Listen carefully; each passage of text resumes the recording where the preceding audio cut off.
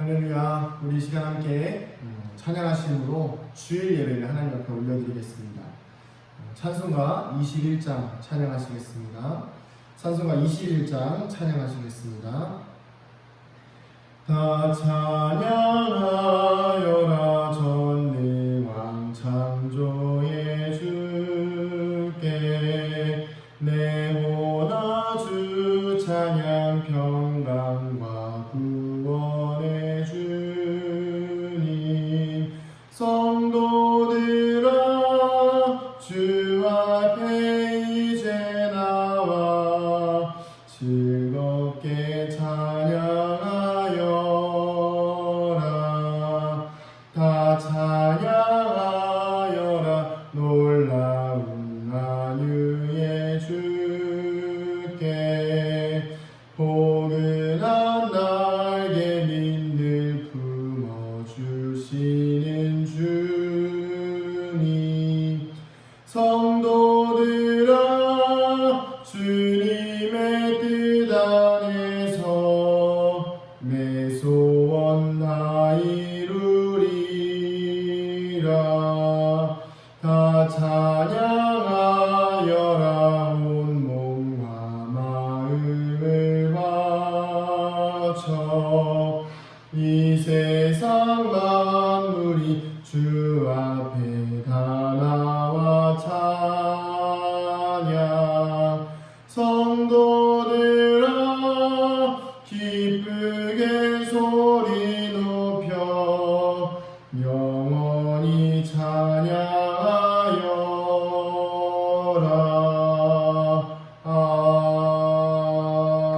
아멘. 이 시간 사도신경으로 우리의 신앙을 고백하겠습니다.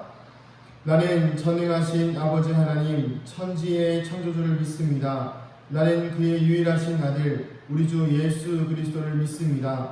그는 성령으로 잉태되어 공정녀 마리아에게서 나시고 본디오 빌라도에게 고난을 받아 십자가에 못 박혀 죽으시고 장사된 지 사흘 만에 죽은 자 가운데서 다시 살아나셨으며 하늘에 오르시어 전능하신 아버지 하나님 우편에 앉아 계시다가 거기로부터 살아있는 자와 죽은 자를 심판하러 오십니다.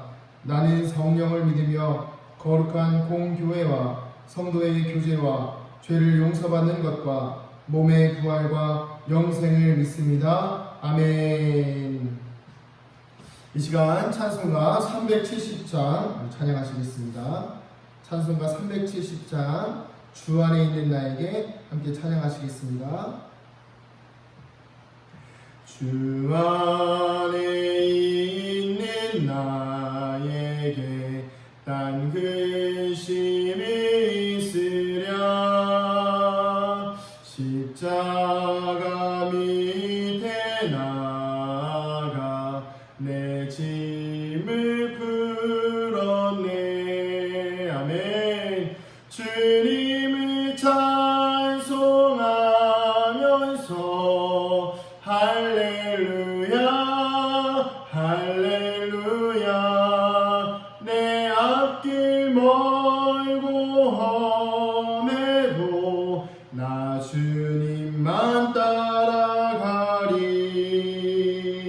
그 두려움이 변하여 내 기도 되었고 전날의 한숨 변하여 내 노래 되었네. 주님을 찬송하면서 할렐루야 할렐루야 내 앞길 멀고 험해도 나 주님만 따라가리 아멘. 내 주는 자비하셔서 늘 함께 계시고 내 궁핍함을 아시고 늘 채워주시네.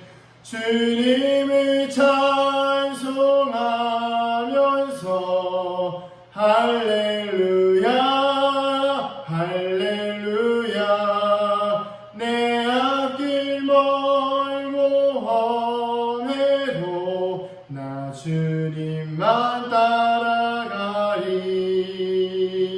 내 주와 맺은 언약은 영불변하시니 그 나라 가기까지는 늘 보호하시네. 아멘. 주님을 찬송하면서 할렐루야 할렐루야 내 앞길 멀모험에도 나 주님만 따라가리. 아멘. 이 시간 기도하시겠습니다. 할렐루야. 사랑과 은혜가 많으신 아버지 하나님, 오늘도 우리에게 주의를 허락하여 주시고 하나님 앞에 나와 예배를 드릴 수 있도록 인도하여 주시는 주님 감사합니다. 하나님, 이 시간 우리가 드리는 이 예배는 영상으로 드리는 예배요 각자의 삶의 처소에서 드리는 예배입니다. 그렇기에 하나님, 우리의 모습과 또 우리의 생각과 우리의 마음이 흐트러지기 쉬운 상황입니다. 하나님, 우리의 마음과 생각과 뜻을 다하여 아버지 온전한 예를 갖추어 하나님께 예배를 드릴 수 있도록 이 시간 우리와 함께하여 주시옵소서. 악한 생각들과 다른 생각들로 우리의 마음을 침범하지 않게 하여 주시고 오직 하나님의 말씀만이 이 자리 가운데에서 이 예배의 자리에서 빛나게 하여 주시옵소서. 하나님, 우리 사랑하는 성도들의 삶과 인생을 한 주간도 지켜주시니 감사드립니다. 코로나19와 또한 의사들의 파업과 또한 여러가지 세상의 경제적인 문제와 아버지 장마와 또 여러가지 어려움들로 인하여서 태풍으로 인하여서 하나님 성도들이 어려움을 겪었을지라도 주님 그 가운데에서도 무탈하게 지켜주시고 하나님 그들의 건강과 우리의 안위를 지켜주시는 하나님께서 우리의 성벽이 되시고 하나님이 우리의 피할 바위가 되어주심에 하나님, 오늘도 우리가 주님 앞에 나아가 의지하며 기도하며 간구하오니 주님, 우리를 구원하여 주시고 우리를 기억하여 주시고 우리에게 은혜를 베풀어 주시옵소서. 하나님, 이 시간 드려지는 예배를 통하여서 하나님의 나라가 더욱더 확장되어지는 은혜를 누리게 하여 주시옵소서. 하나님, 갇혀있다고 할 수 없다고 포기하고 아버지 내려놓는 것이 아니라 더 하나님의 나라와 영광을 위하여서 우리가 어떻게 쓰임받을 것인지 아버지 고민하며 기도하며 지혜를 모을 수 있는 우리가 되게 하여 주시옵소서. 하나님, 세상이 많이 어렵습니다. 많이 어지럽습니다. 많이 혼탁하고 아버지 패역한 시대임을 우리가 고백하고 인정합니다. 교회가 타락하였습니다. 아버지 정치, 경제, 문화, 사회에 모든 세상의 악한 것들이 가득합니다. 주님, 이런 악한 시대에 깨어있는 주님의 백성들이 하나님의 나라와 영광을 위하여서 온전히 쓰임받을 수 있도록 하나님 이 나라를 정화시킬 수 있도록 아버지 이 나라를 회복할 수 있도록 우리에게 은혜를 베풀어 주시옵소서. 하나님, 그러기 위해서 먼저 우리 안에 있는 우리 교회와 우리 은강교회와 이 지역사회와 우리의 마음에 무너진 성벽들을 세우기를 원하오니 하나님, 다시 한 번 더 우리가 일어날 수 있는 힘을 더하여 주시고 다시 한 번 더 우리가 마음을 모아 하나 되어 이 성벽을 재건할 수 있는 믿음 더하여 주시옵소서. 하나님, 각각의 처소에서 드리는 예배드리는 우리 사랑하는 성도들 기억하여 주시어서 그들의 아버지 예배드리는 모습과 그들의 삶과 인생을 통하여서 하나님 홀로 높임받아 주시옵소서. 아버지, 사랑하는 성도들의 몸과 마음과 육신과 아버지 병들어 있는 모든 육체들이 회복되어지게 하여 주시고 아버지, 주님의 영광이 그들과 날마다 함께 하시어 아버지, 세상에서는 무너지는 사람처럼 보이겠으나 아버지, 세상에서는 환난을 당하나 담대하는 내가 세상을 이겨내라고 말씀하신 예수님의 말씀처럼 아버지가 환난을 당할지라도 날마다 우리에게 승리를 주시는 주님의 이름을 통하여 날마다 승리하며 기뻐하며 아무것도 가진 것 같지 않으나 모든 것을 가진 자처럼 날마다 기쁨과 감사와 영광이 넘치는 삶을 살게 하여 주시옵소서. 아버지, 이 시간 예배를 드립니다. 이 예배 시간 가운데 함께하여 주시고 부족한 종에게 은혜를 베풀어 주시사 입술의 권세를 허락하여 주시고 마음과 생각 가운데 선한 마음을 허락하여 주시고 아버지, 나의 영광과 나의 이익을 위한 말씀을 전하는 것이 아니라 하나님의 나라와 하나님의 영광을 온전히 선포할 수 있는 거룩한 믿음의 예배의 시간 되게 하여 주시옵소서. 감사드리고 축복하며 사랑이 많으신 예수님의 이름으로 기도드립니다. 아멘.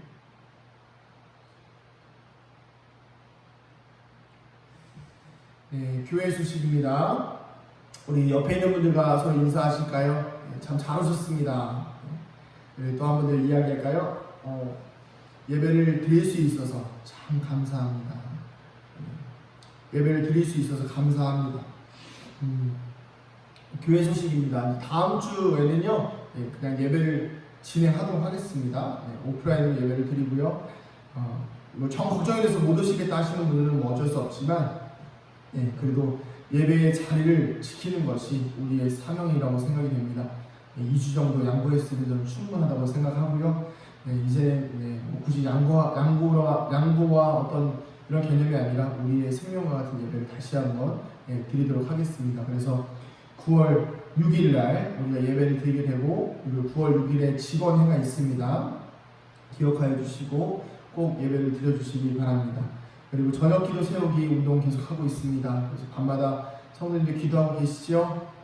저도 매일 밤마다 새로운 예배를 준비하면서 또 우리 기도하고 우리 성도님들의 삶과, 또 유난히 또 못 보니까 더 생각이 많이 나는 것 같아요. 일주일에 한 번이라도 보면 되는데 지금 2주, 거의 이제 이번 주까지는 2주니까 2주째 못 보니까 이 자리, 이제 예배 자리에 앉아 계신 성도님들 얼굴 다 선하게 생각나고 또 그립고 합니다. 그래서 우리가 예배를 통해서 저녁 기도를 통해서 계속해서 서로를 위해서 중보하고, 기도를 통해서 서로 영적으로 하나 되어지고 세워지는 역사가 있기를 소망합니다. 그리고 또 하나의 광고는요, 이 광고를 좀 할지 말지 고민을 좀 했는데, 헌금에 관한 부분입니다. 그래서 교회가 이제 헌금으로 운영되어지는 이런 개념이 아니라 하나님 앞에 드리는 이 예물인데요. 이 예물을 드리시기 원하시는 분들은 제가 예배 전에 광고하면서 그 단체 카톡방에다가 계좌를 올려드리도록 하겠습니다. 근데 저도 사실은 계좌로 헌금하는 거에 대해서는 좀 마음이 와닿지가 않아서요. 다들 교회에 오실 수 있으시니까 만약에 헌금하시기 원하시는 분들은 개인적으로 교회에 오셔서 본당에 들어오셔서 봉헌함 그 헌금함에다가 헌금을 넣어주시면 더 좋을 것 같습니다. 저도 이제 오늘 이렇게 헌금해서 봉헌함에 넣어두도록 하겠습니다. 그래서 우리가 하나님 앞에 드리는 이 예물을 구별하여서 드리기를 원하고, 또 그래서 계좌로 드리는 건 아무리 생각해도 조금 저는 아직 와닿지가 않아요. 그래서 하나님께 계좌이체를 드리는 것도 아니고 하나님께서 계좌이체를 해주시는 것도 아닌데, 그죠? 그래서 일단 당분간은 그렇게 하고, 저는 다음 주부터는 정상적으로 예배를 드리니까요, 그때 헌금하셔도 됩니다. 기억해 주시고요. 오늘 이제 예배와 그리고 이제 주중의 새벽 예배를 통해서 이제 주중 새벽 예배는 계속해서 영상으로 드리도록 하겠습니다. 주일만 일단은 지키도록 하고요.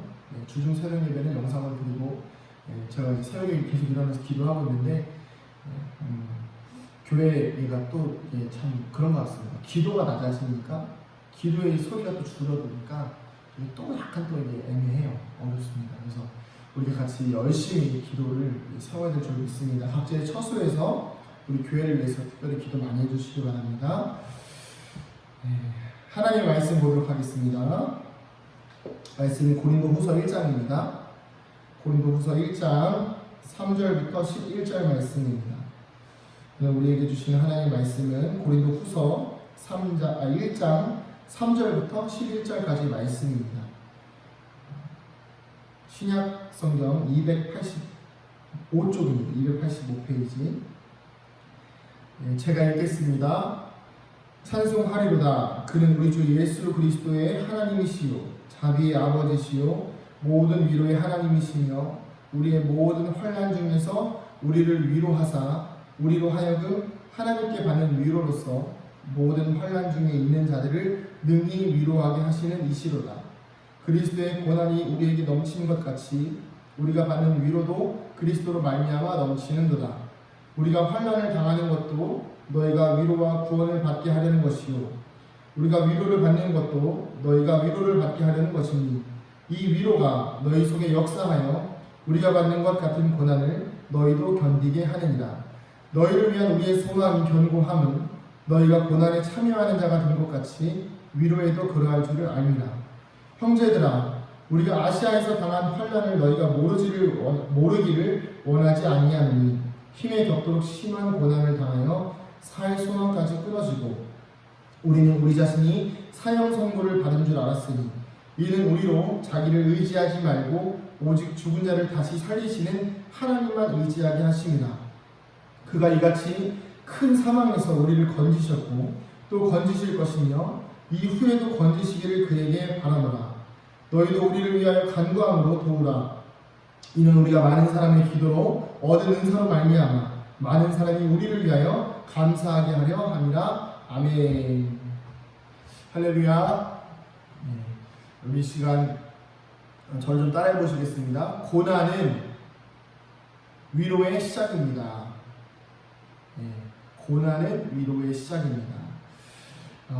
제가 이번 주, 그러니까 지난주 전 거의 한 2주 정도 되는데 성도님들 못 본 게 한 2주 돼요. 그래서 2주 정도 사이에 여러 가지의 많은 감정들이 지나갔습니다.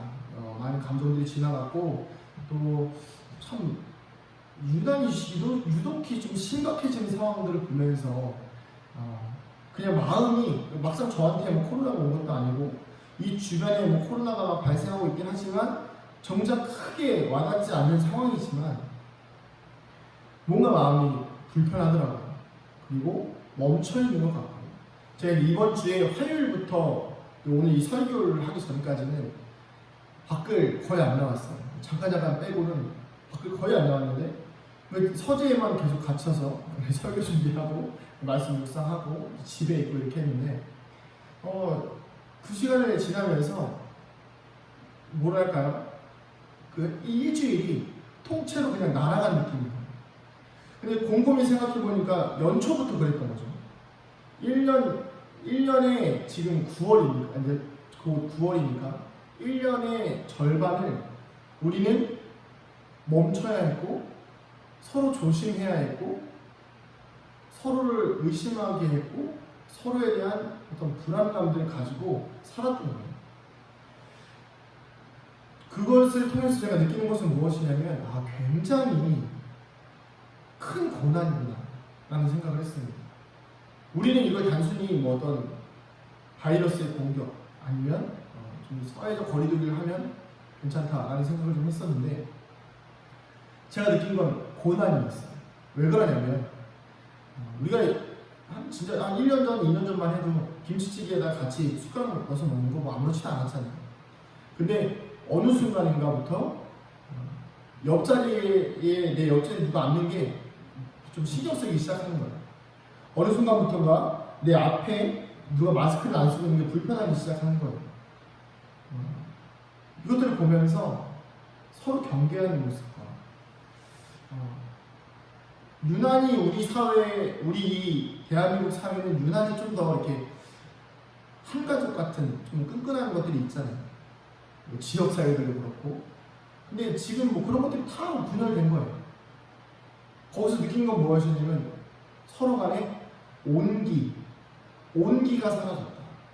서로의 체온을 느낄 수 있는 거리가 사라져버린 거예요. 문득 그 생각이 들면서 이 예배가, 우리가 드리는 예배가 이렇게 조금씩 영상으로 바뀌게 되고 온라인으로 바뀌게 되고 뭐 이렇게 약간 좀 뭔가 되게 체계적인 것 같지만 결국에는 성전에 모이는 것들이 금지되는 것들을 보면서 어떤 생각을 하게 되냐면, 사람들과의 거리가 생기듯이 우리와 하나님 사이의 거리가 점점점 멀어지는 것은 아닌가라는 고민이 좀 들었어요.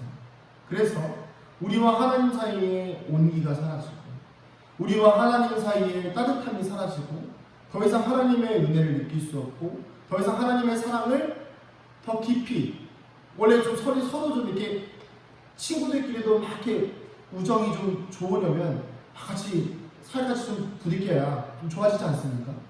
하나님과의 예배를 드릴 수 있는 공간에서 우리가 정말 기도로 씨름하면서 성령님 앞에 나아가면서 이렇게 씨름하고 이렇게 부딪히는 시간이 있어야 되는데, 사실 집에서는 그게 쉽지가 않아요. 아무리 우리가 예배를 드린다고 해도 그 시간이 완벽하진 않거든요. 근데 그런 하나님과의 거리가 조금씩 생기는 건 아닌가, 균열이 생기는 건 아닌가. 그래서 저는 이것을 바로 고난이라고 생각했습니다. 고난이라고 정의를 하고 나니까, 그럼 과연 우리가 이 고난에 있는 시대 가운데에서 과연 그리스도인들은 어떻게 살아갈 것인가? 이 고난의 시대 가운데서 우리는 이 고난을 어떻게 받아들여야 하는가? 단순한 고난이 아니라 이제는 사회적 거리두기가 2.5단계로 향상되면서 약간의 핍박에 가까운 수준까지 올라갔죠. 이때 우리는 어떻게 반응해야 하는가? 그러면서 제가 생각난 말씀 묵상하는 부분이 바로 이 고린도후서 1장 3절에서 11절입니다. 내용은 뭐 간단합니다. 하나님이 고난 당하는 우리를 위로하신다, 이런 내용인데요. 근데 보면 이렇게 나와 있습니다. 우리 3절 읽어보겠습니다. 3절 시작. 찬송하리로다 그는 우리 주 예수 그리스도의 하나님이시요 자비의 아버지시요 모든 위로의 하나님이시며. 아멘. 하나님은 일단 자비의 하나님이시며 모든 위로의 하나님이신데 그 하나님이 우리의 아버지가 된다고 하십니다. 할렐루야. 하나님이 우리의 아버지가 되시기 때문에 일단 우리에게 있는 기본적인 아버지로부터 받는 것은 무엇이면 인자와 자비입니다. 그리고 위로입니다. 하나님께서 우리를 자녀를 그냥 내버려 두지 않으시죠. 저도 지우가 뭔가 속상해하고 있고 지우가 뭔가 힘들어하는 게 보이면 가서 이렇게 토닥토닥 해줍니다. 그런 것처럼 하나님 아버지께서 우리를 이 고난 가운데에서 그냥 내버려 두지 않으신다는 것이죠. 오늘 우리에게 주시는 하나님의 위로를 경험하시기를 소망합니다. 어떤 종류의 고난이어도 상관없습니다. 왜냐하면 모든 위로의 하나님이시기 때문입니다. 어떤 종류의 고난일지라도 어떤 종류의 위로로도 하나님께서 우리를 위로하실 수 있기 때문입니다. 자, 그래서 우리가 어려움에 빠져 있을 때 우리를 위로해 주셔서 그 다음에 어떻게 하시냐면 우리가 받는 위로를 통해서 오히려 환난을 당한 사람들에게 위로를 나눠줄 수 있도록 하나님께서 말씀하셨습니다. 제가 4절을 한번 읽어보겠습니다. 우리의 모든 환난 중에서 우리를 위로하사 우리로 하여금 하나님께 받는 위로로서 모든 환난 중에 있는 자들을 능히 위로하게 하시는 이시로다. 아멘. 우리가 성도들이 고난을 겪는 이유 중에 하나는요, 그 고난을 통해서 하나님이 주신 위로를 경험해요. 그리고 내가 경험한 이 하나님의 위로를 나와 비슷한 고난을 겪는 누군가에게 가서 그들을 위로하고 그들에게 하나님의 마음을 전하는, 그것이 바로 하나님이 우리에게 위로를 주시고 또 고난을 주시는 이유라는 것이죠. 저도 예전에 이제 문득 기억이 좀 나는데 이게 참 제가 이 얘기를 할까 말까 엄청 고민을 많이 했는데 좀 해보겠습니다. 어차피 실제 있었던 일이니까요. 제가 이제 아버지가 일찍 돌아가셨어요. 그죠? 그래서 아버지가 5살 때 돌아가셔서, 근데 아버지가 없이 컸잖아요. 그리고 사실 저는 이제 아버지가 너무 일찍 돌아가셔서 아버지에 대한 개념이 없어요. 그러니까 뭐 아빠가 보고 싶다 이런 개념조차 없어요. 왜냐면 처음부터 기억이 너무 짧으니까.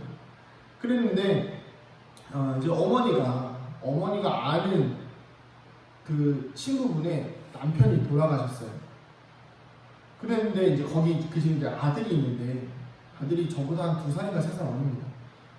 근데 이제 아버지 돌아가셨으니까 이제 가는데 어머니가 저한테 뭐라고 얘기하시냐면, 가서 너도 아빠가 없으니까 그 친구를 위로해 주라고 하는 거예요. 제가 벙쪘습니다 사실. 도대체 내가 무슨 위로를 해줘야 되지? 무슨 위로를 해줘야 되지? 아빠가 없으니까 전혀 다른 상황이잖아요. 근데 이 친구를 위로를 해줘야 되는 거예요. 근데 사실 공감이 그때는 잘 안 됐죠. 이 말도 안 되는 위로를 해야 되는 때가 있습니다. 그런데 인간이 해줄 수 있는 위로는요 한계가 있어요. 그렇지만 하나님이 주시는 위로는요 이런 개념의 것이 아닌 거예요. 제가 다른 예를 좀 들어볼까요? 제가 청년 시절에 굉장히 힘들고 어렵게 좀 살았습니다. 제가 몇 번 이야기했지만 그 중에 하나가 무엇이었냐면 해도 안 되는 거예요. 아무리 해도 안 되는 거예요. 취업도 안 되고요. 뭐 이제 신학교 그만두겠다, 뭐 전서 안 하겠다 이러면서 막 했었잖아요. 그래서 취업도 안 되고 뭐 돈도 안 벌어지고 돈도 없고 집에다가 얘기도 못 하겠고, 그래서 맨날 막 전전긍긍하고 방구석에서 처박혀서 막 진짜 죽은 사람처럼 살아갔던 때가 있었어요. 근데 제가 그 시기를 겪고 나서 예수님을 만나고 나니까 예수님 주신 위로가 너무 큰 거예요. 그리고 나서 지금 제가 그런 삶을 살고 있는 누군가를 만나면 제가 항상 하는 이야기가 있습니다. 무슨 이야기를 하냐면요, 괜찮다예요. 그렇게 살아도 괜찮다예요.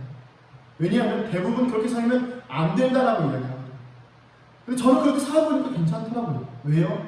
그렇게 살아야, 그런 어려운 시간들을 거쳐야, 그런 고난의 시간들을 거쳐야 하나님이 주시는 위로라는 것을 알게 되는 거예요. 하나님이 주시는 위로를 깨달을 수 있는 것입니다. 사랑하는 성도님들, 혹여나 어려운 가운데 계십니까? 아니면 두려움 가운데 계십니까? 그 두려움의 종류와 어려움의 종류가 무엇인지는 잘 모르지만 괜찮습니다. 그대로 계십시오. 하나님께서 위로해 주실 것입니다. 모든 위로의 하나님이신 하나님께서 위로해 주실 것입니다.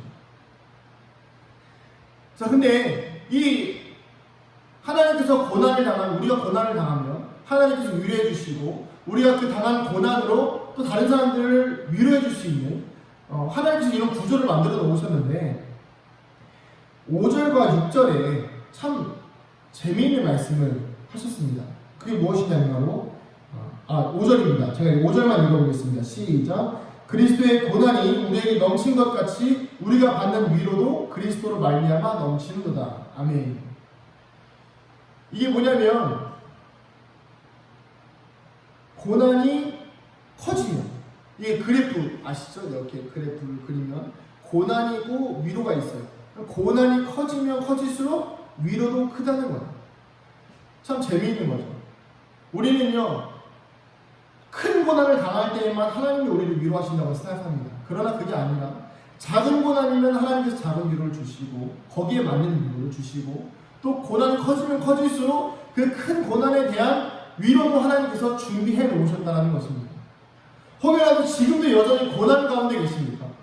혹여라도 지금도 여전히 난 더 이상 끝이 없다, 더 이상 난 내려갈 곳이 없다라는 고난을 당하고 계십니까? 그러면 기대하셔야 됩니다. 왜요? 그 끝없는 고난이라고 한다면 하나님의 끝없는 위로가 기다리고 있기 때문입니다. 중요한 것은 뭘까요? 이 고난이요, 바로 그리스도로 인한 고난이어야 한다는 것이죠. 내가 예수를 믿음으로써 당하는 어려움, 예수를 믿음으로써, 예수를 따름으로써 당하는 경제적인 어려움, 경제적인 핍박, 가정에서의 어려움, 가정에서의 고난, 마음고생, 이 모든 것들이 깊어지면 깊어질수록 하나님의 위로도 크다는 것입니다.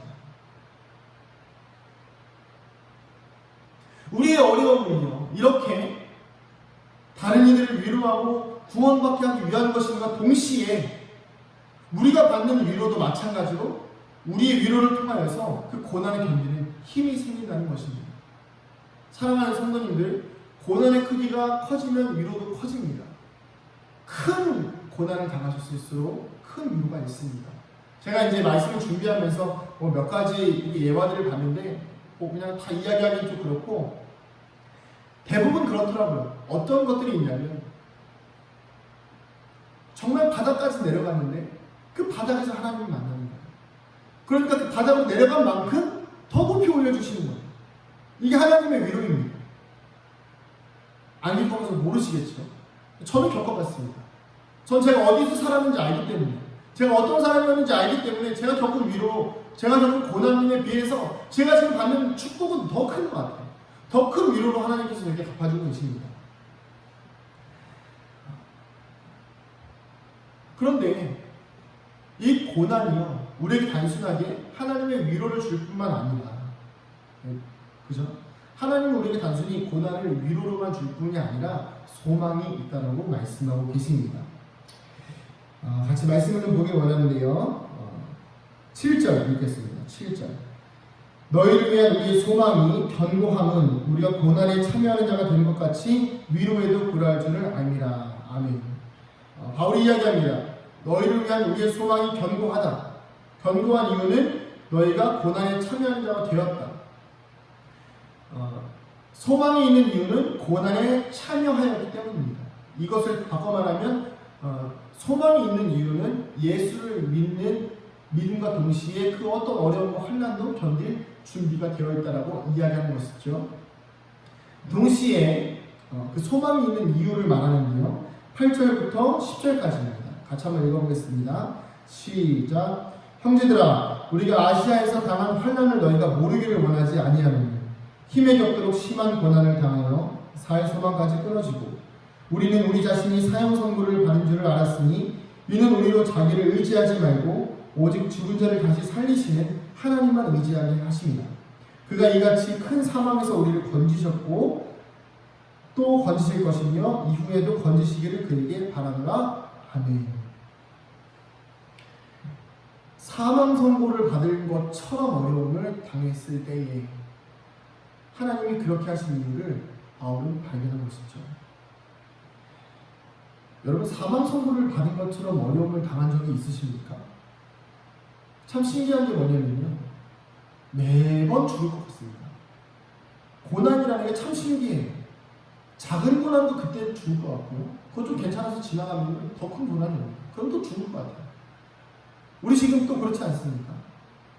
이 코로나, 경제 어려웠죠, 파업도 있죠, 자살률도 세계에서 가장 높죠. 이런 생명과 연관된 수많은 것들 다 고난으로 인해서 우리는 그냥 왠지 죽을 것 같아요. 항상 죽을 것 같습니다. 그런데 이 바울이 당한 고난은 정말 죽는 고난이에요. 생명이 빼앗기는 고난이에요. 감정적으로 느끼는 고난이 아니라 말 그대로 육체가 정말 죽을 것 같은 고난입니다. 죽도록 맞았어요. 죽도록 맞은 적이 몇 번입니다. 수도 없이 맞았고 수도 없이 고난을 당했습니다. 그러니까 뭐라고 이야기해요? 자신이 사형 선고를 받았다. 사망 가운데 있었다는 것이죠. 자, 근데 하나님께서 이렇게 고난에 빠지게 한 이유가 밝혀집니다. 그 고난에 한 이유가 무엇이죠? 바로 9절에 나와 있습니다. 이는 우리로 자기를 의지하지 말고 오직 죽은 자를 다시 살리시는 하나님만 의지하게 하십니다. 아멘. 나를 의지하지 않고 죽은 자도 살리시는 하나님을 의지하게 하기 위함으로 우리에게 고난을 주신다고 합니다. 왜 그렇게 하실까요? 결국 환난과 고난으로부터 구원하시는 분은 하나님이시며, 근데 이 고난과 환난과 위로로부터 우리가 살아남으려면 우리의 힘으로 절대 살 수 없는 거예요. 우리의 힘으로 절대 살아날 수가 없는 거예요. 제가 아까 처음에 말씀드렸죠. 고난의 그래프가, 고난이 높아지면 높아질수록 위로도 크다고요. 그 이유가 무엇일까요? 왜 고난이 크다고 생각하세요? 내가 죽지 않으니까 고난이 점점 올라가는 거예요. 내 영혼이 살아려고, 내 영혼이, 내 자아가 죽지 않고 버티려고 하니까 계속해서 그래프가 올라가는 겁니다. 바울이 이야기하잖아요.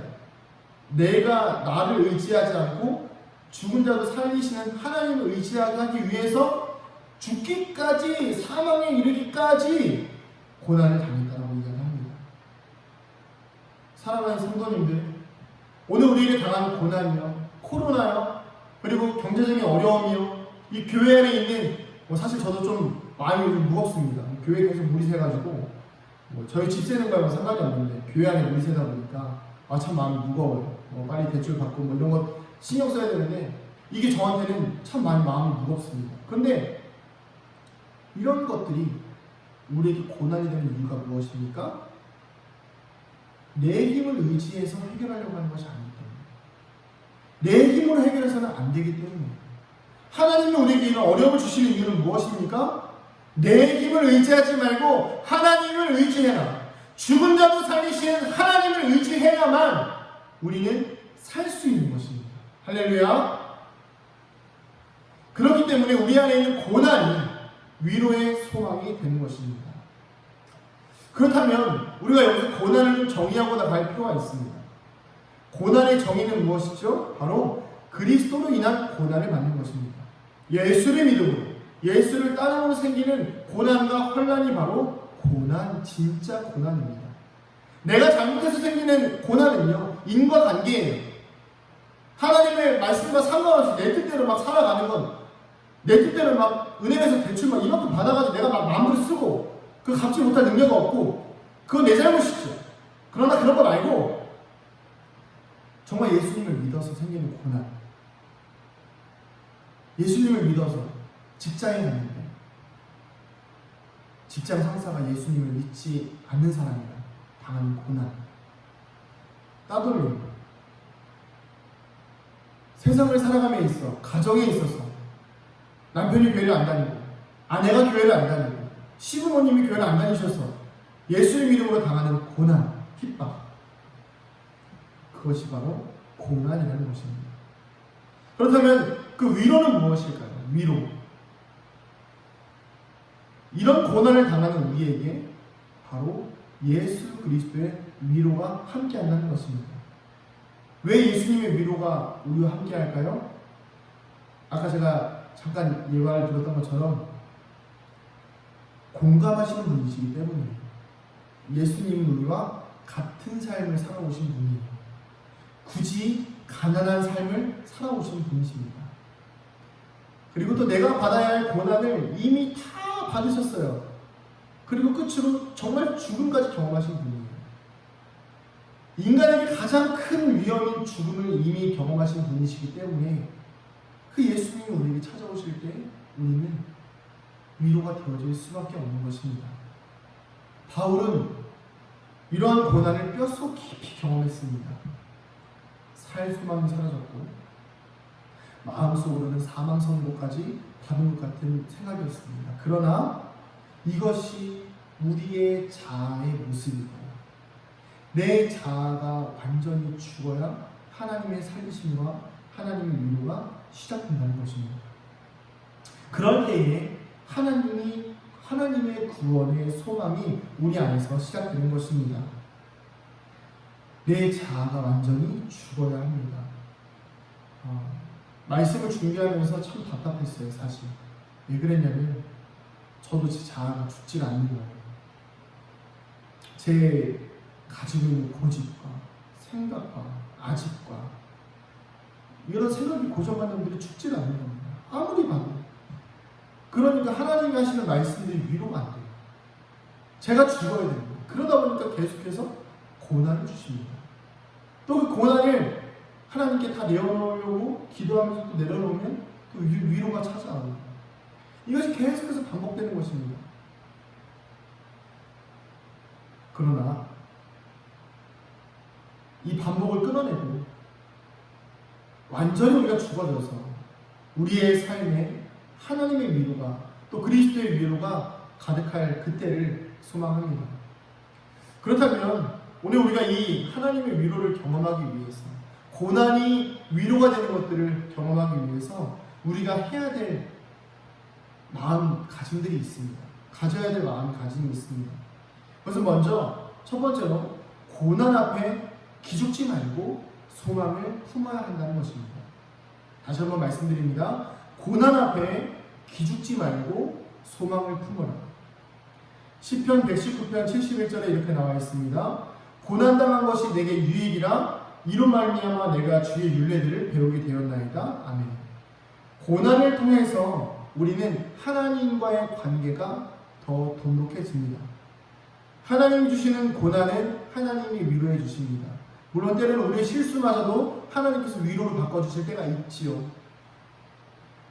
그렇기 때문에 우리는 고난이 찾아올 때 기죽으시면 안 됩니다. 아유, 내 인생 왜 이러나? 아유, 오늘 뭐 먹나? 아유, 오늘 하루 또 어떻게 살아가나? 아유, 이놈의 직장 내가 언제 그만두나? 더 이상 내가 살아갈 힘이 없네. 살 수만이 끊어졌네. 그런 마음이 드실 때마다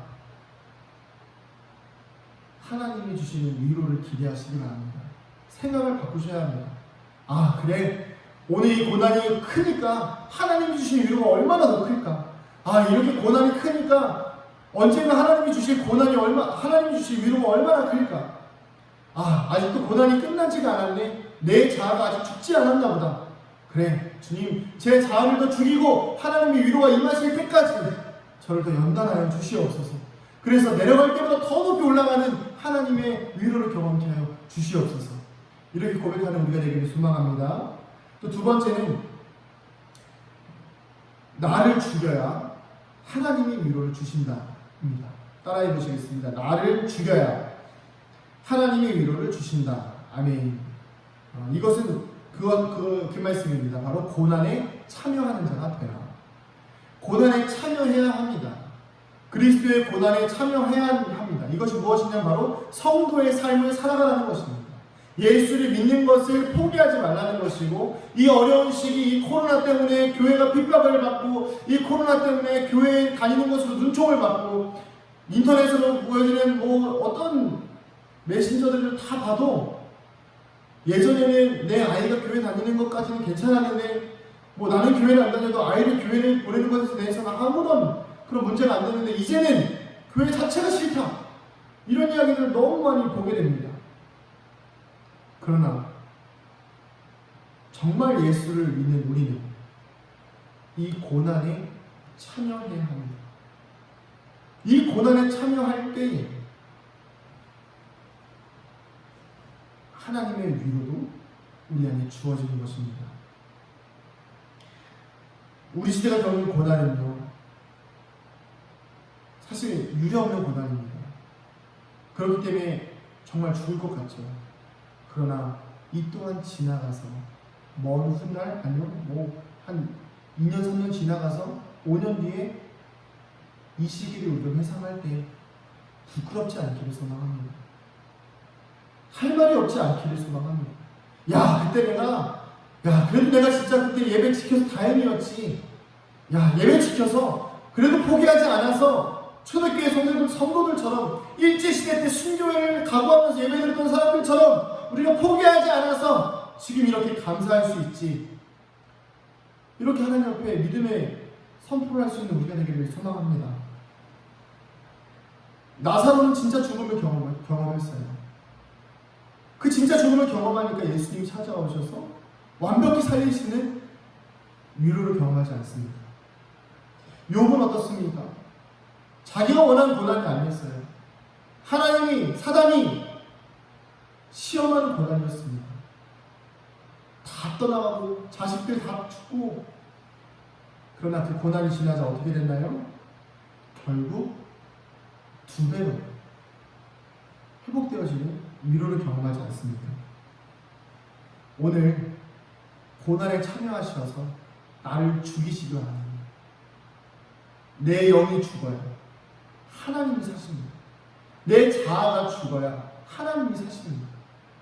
내 고집과 내 생각이 죽어야, 내 습관이 죽어야 하나님이 사십니다. 마지막으로 함께 이 고난을 위해서 기도해야 합니다. 그래야 하나님께서 그 기도를 들으시고 우리에게 은혜를 베풀어 주십니다. 11절 같이 한번 읽어보겠습니다. 11절입니다. 시작. 너희도 우리를 위하여 간구함으로 도우라. 이는 우리가 많은 사람의 기도로 얻은 은사로 말미암아 많은 사람이 우리를 위하여 감사하게 하려 함이라. 아멘. 고난은요, 그리고 고난을 통한 위로는 혼자서 감당할 수 있는 것이 아닙니다. 제가 계속해서 이야기하고 있죠. 함께 감당해야 합니다. 그렇기 때문에 우리가 함께 서로를 위해서 기도해야 합니다. 아까도 말씀드렸듯이 거리 두기를 통해서 서로 간의 거리에서 온기를 느낄 수 없듯이, 그렇지만 우리는 영으로 하나 되어 있기 때문에 서로 간의 거리는 떨어져 있지만 영으로 서로 기도하면서 서로를 위해서 중보함을 통하여서 함께 고난에 참여하고 함께 이 고난을 견뎌내고 함께 이 어려움들을 이겨내면서 하나님 주시는 위로를 받을 때를 견디는 것입니다. 사랑하는 성도님들, 제가 너무 심각한 것인지 모르겠지만 정말 지금은 마지막 때이고 지금 정말 어려운 때입니다. 그러나 저에게 소망이 있는 것은 무엇이냐면 이 모든 것들은 다 지나갑니다. 이것이 안 지나가면 우리가 생명을 잃더라도, 우리의 생명이 끝나서라도 다 끝나게 됩니다. 그러면 영원한 하나님 앞에서, 영원히 영광 받으신 하나님 앞에서 서야 될 그때에 우리가 부끄러워서는 안 되지 않겠습니까? 고난 앞에 너무 두려워하지 마시고 너무 주저하지 마시고 기대하시기 바랍니다. 고난은 우리에게 소망입니다. 고난은 우리에게 위로입니다. 고난이 크면 위로도 크다는 것을 성경에서 말씀하고 계시지 않습니까? 이것을 너희에게 이루는 것은 너희로 내 안에서 평안을 누리게 하려 합니다. 세상에서는 너희가 환난을 당하나 담대하라, 내가 세상을 이겼노라. 아멘. 예수님께서 우리에게 주신 말씀입니다. 세상에서 우리가 환난을 당하는 것은 어쩔 수 없습니다. 예수님을 믿으면 당하는 것은 당연합니다. 그러나 평안을 주시기 위함이라는 것이죠. 담대할 수 있는 이유는 예수님이 우리에게 평안을 주시기 때문입니다. 말씀을 정리하겠습니다. 고난을 통한 하나님의 위로는 우리가 고난을 경험하기로 작정할 때에 주어지는 것입니다. 살수만까지 끊어지는 고난이 있을지라도 그 소망을 놓지 않으시기를 간절히 소망합니다. 언젠가 하나님께서 우리를 올리실 것입니다.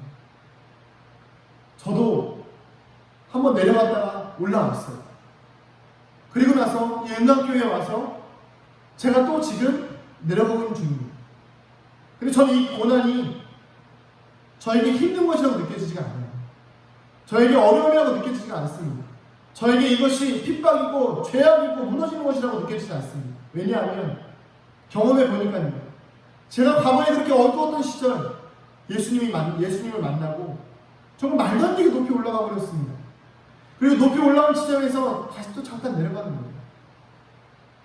저는 기대합니다. 하나님이 또 올리시겠구나.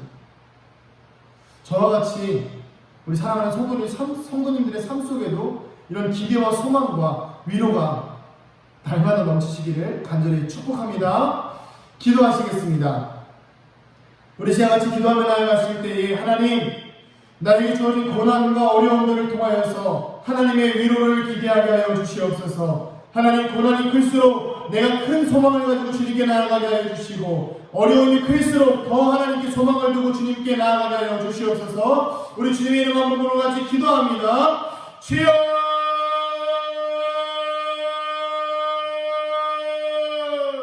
할렐루야. 사랑과 은혜가 많으신 아버지 하나님, 우리의 삶과 인생 가운데 여러 가지 고난들이 있습니다. 내가 감당하기 힘든 어려운 고난들이 있고, 내가 살아가기 어려운 고난들이 삶 속에 가득함을 고백하고 인정합니다. 하나님, 물질의 고난이 나를 가로막고 있습니다. 생계의 고난이 나를 가로막고 있습니다.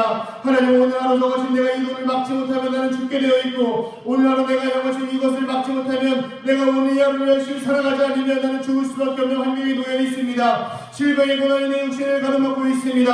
하나님, 어제 내가 언젠가 죽을 것 같아서 아버지 죽음의 두려움에 사로잡혀 있는 마음들이 있습니다. 하나님, 코로나19로 인해서 여러 가지 세상에 많은 두려움과 고난과 환난들이 있습니다. 그러나 하나님, 우리가 삶과 인생 가운데에서 우리의 삶을 주관하시는 하나님을 의지하고 신뢰하게 하여 주시옵소서. 예수 그리스도를 통하여서 허락되어지는 놀라운 위로와 평안과 은혜를 경험케 하여 주시옵소서. 하나님, 고난이 크면 위로도 크다는 것을 경험케 하여 주시옵소서. 하나님, 우리가 이것이 고난이 강할수록 우리의 자아가 강하다는 것을 깨닫게 하여 주시고, 우리의 자아가 더 나눠져서 내 힘으로 해결하려고 하는 것이 아니라, 고난을 내 힘으로 뚫고 나아가는 것이 아니라 하나님이 주시는 위로와 하나님이 도와주시는 하나님의 능력으로 이겨낼 수 있도록 주여 함께하여 주시옵소서. 아버지, 우리가 예수를 믿는 그 고난에 참여하기를 소망합니다. 세상이 많이 약하여져서 이런 예수를 믿는 것조차 아버지 사람들이 눈치를 드는 세상이 되었지만, 하나님, 그 가운데에서도 우리가 포기하지 아니하며 예수 믿는 것을 담대하게 아버지 선포하게 하여 주시고, 예수 믿는 것을 두려워하지 않게 하여 주시고, 예수 믿는 것을 세상 가운데에서 아버지 온전히 드러내고 빛과 소금의 걸 잘 감당하게 하여 주시옵소서. 세상에서 내가 환난을 당하나 담대하라, 내가 세상을 이겼노라. 아멘. 주님의 말씀이 날마다 우리 삶 가운데 선포되어지게 하여 주시옵소서. 하나님, 우리 사랑하는 성도들 삶과 인생 가운데 고난이 있습니까? 아픔이 있습니까? 그 가운데에서 하나님의 위로를 경험하게 하여 주시옵소서.